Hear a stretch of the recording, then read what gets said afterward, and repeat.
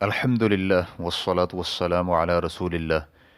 بیٹھے ہوئے شخص کو اس کی جگہ سے کھڑا کرنے کا کیا حکم ہے؟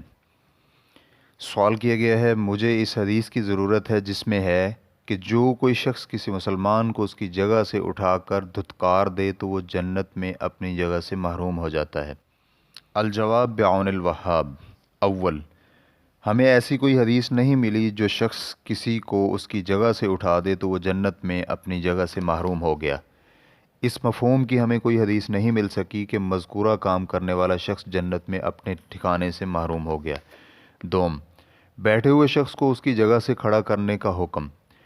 بیٹھنے کے لیے مباح جگہ پر پہلے پہنچنے والا شخص اس جگہ پر بیٹھنے کا زیادہ حق رکھتا ہے، چنانچہ اسے کھڑا کر کے کسی اور کا بیٹھنا جائز نہیں، جیسا کہ ابن عمر رضی اللہ عنہما سے مروی ہے کہ رسول اللہ صلی اللہ علیہ وآلہ وسلم نے منع فرمایا ہے کہ کسی آدمی کو اس کی جگہ سے کھڑا کر کے کسی اور کو اس کی جگہ پر بٹھایا جائے تاہم کھل جائیں اور بیٹھنے کے لیے جگہ میں وسعت پیدا کر لیں۔ اس حدیث کو امام بخاری رحمہ اللہ نے حدیث نمبر 6270 اور امام مسلم رحمہ اللہ نے حدیث نمبر 2177 میں روایت کیا ہے۔ نیز احادیث میں یہ بھی ہے کہ جب تک کوئی کسی جگہ پر بیٹھا ہو اس جگہ کا وہی حقدار ہے یہاں تک کہ وہ اس جگہ کو چھوڑ دے۔ سیدنا ابو ہریرہ رضی اللہ عنہ سے مروی ہے کہ رسول اللہ صلی اللہ علیہ وآلہ وسلم فرماتے ہیں، جب تم میں سے کوئی اپنی جگہ سے اٹھ کر جائے اور پھر واپس آ جائے تو اس کا اس جگہ پر زیادہ حق ہے۔ صحیح مسلم حدیث نمبر 2179۔ اسی طرح امام قرطبی رحمہ اللہ کہتے ہیں، رسول اللہ صلی اللہ علیہ وآلہ وسلم نے آدمی کو اس کی جگہ سے اٹھانے کی ممانعت اس لیے فرمائی ہے کہ اس شخص نے بیٹھنے کی جگہ پر پہلے پہنچ کر اس جگہ کے فائدے کو اپنے لیے مختص کر لیا، یہاں تک کہ وہ اپنی مرضی سے اور اپنی غرض پوری ہونے پر اس جگہ کو چھوڑ دے، گویا کہ وہ اس جگہ سے فائدہ اٹھانے کا عارضی مالک بن گیا ہے۔ اب اس عارضی ملکیت اور مالک کے درمیان کسی بھی رکاوٹ کو کھڑا کرنا جائز نہیں رہا۔ اس بنا پر حدیث میں موجود ممانعت ظاہری طور پر نہیں تحریمی ہوگی، جبکہ دوسرے موقف کے مطابق نہیں کراہت کے لیے ہے۔ دونوں میں سے پہلا موقف زیادہ بہتر ہے۔ ریفرنس کے لیے دیکھیے المفہم، جلد نمبر 5 صفحہ نمبر 509۔ اسی طرح ابن ابی جمرہ رحمہ اللہ کہتے ہیں، مذکورہ حکم صرف ایسی جگہوں کے لیے خاص ہے جہاں لوگوں کے لیے جانا اور وہاں جا کر بیٹھنا جائز ہو، یا تو عوام الناس سب کے لیے اجازت ہو جیسے کہ مسجد، حاکم وقت کی بیٹھک، علمی مجلس وغیرہ، یا پھر مخصوص لوگوں کی اجازت ہو، مثلا کوئی شخص مخصوص لوگوں کو اپنے گھر میں شرعی طور پر جائز ولیمے وغیرہ کی دعوت پر بلاتا ہے، تو ان مجالس میں بھی جو شخص جس جگہ آ کر پہلے بیٹھ جائے تو اسے وہاں سے اٹھا کر کھڑا کرنا اور کسی دوسرے کو اس جگہ پر بٹھانا درست نہیں۔ ایسی جگہ ساری کی ساری بیٹھنے کے لیے مباح ہے۔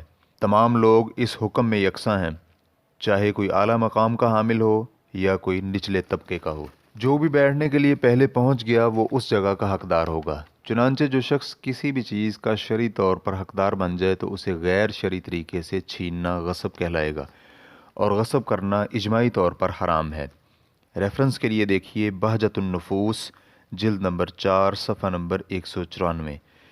اسی طرح الشیخ ابن عثیمین رحمہ اللہ کہتے ہیں، رسول اللہ صلی اللہ علیہ وآلہ وسلم نے اس سے منع فرمایا ہے کیونکہ اس میں مسلمان بھائی پر زیادتی ہوگی۔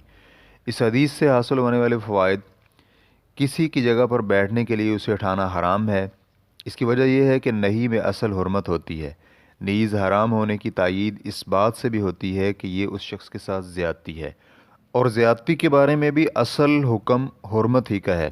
اس حدیث سے بھی یہ معلوم ہوتا ہے کہ جب تک کسی کی ضرورت پوری نہ ہو وہ اس جگہ کا حقدار ہے، چنانچہ مسجد میں نماز کی جگہ، درس سننے کی جگہ، منڈی میں خرید و فروخت کی جگہ، یا اس کے علاوہ کوئی بھی جگہ جس کا وہ حقدار ہے، یہ سب جگہیں اس میں شامل ہیں جب تک وہ اس جگہ کو خود سے نہ چھوڑ دے۔ ریفرنس کے لیے دیکھیے شرح بلوغ المرام، جلد نمبر 6 صفحہ نمبر 252 تا 253۔ خلاصہ کلام یہ ہوا کہ جو کسی کو اس کی جائز جگہ سے اٹھا دے تو اس نے بیٹھے ہوئے شخص پر ظلم کیا۔ ایسے شخص کو فوری طور پر اپنے کیے پر معافی طلب کرنی چاہیے، وگرنہ وہ قیامت کے دن نیکیوں اور گناہوں کے تبادلے کی صورت میں قصاص دے گا۔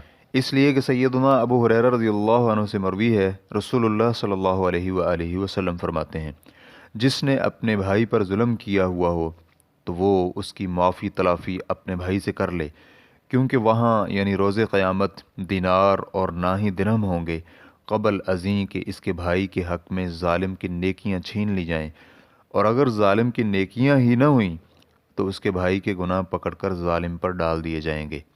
صحیح بخاری حدیث نمبر 6534۔ واللہ تعالی اعلم۔